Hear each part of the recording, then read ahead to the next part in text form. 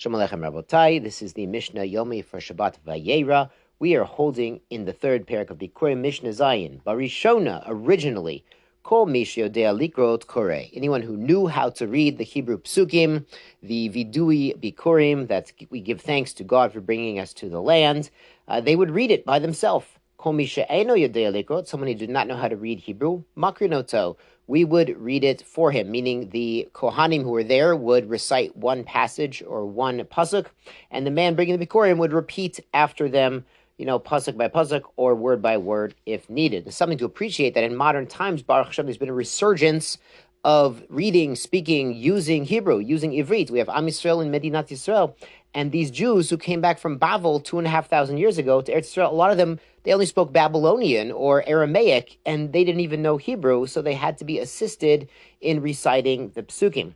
The Mishnah continues, Nimna'u Milahavi, when it turned out people kind of were reluctant to come, and maybe less people showed up, people who didn't know how to read Hebrew, they didn't want to be embarrassed to have people recite the Psukim and them read after, recite after.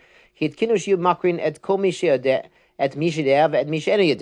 they said, we're going to make a takana that even if a person knows how to read Hebrew by himself and he could read it, we're going to read it word by word, pasuk by pasuk, so everyone will be treated the same and no one will be embarrassed. We have a similar concept by Birkat Kohanim. We always have the Chazan recite Birkat Kohanim for the Kohanim, even though obviously they should be pretty familiar with that bracha.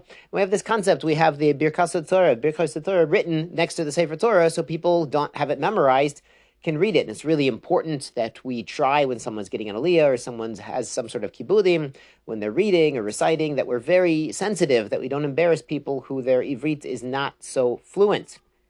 Mishnah 8, Ha'ashirim, the rich people, Mavin Bikkurayim, Biklatot shel kesef shel zahav. They would bring them in baskets of gold and silver. The Bartanura says maybe it's lavdavka, the whole basket is gold and silver, maybe it's gold plated, silver plated. It's very fancy baskets. They have these fancy baskets because they're wealthy.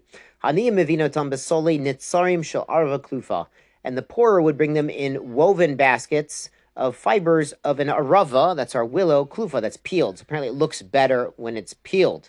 And both the baskets and the Bikkurim were given to the Kohanim. Now the Bartanura explains this was by the Aniyim. By the Aniyim, their baskets were now property of Kohanim, but by the Ashirim, they got their baskets back. And the Gemara in Bava Kama quips, Batar Onya Azla Onyusa. After the poor goes poverty, and it's sort of a remark observing that these poor people had to give them the basket also.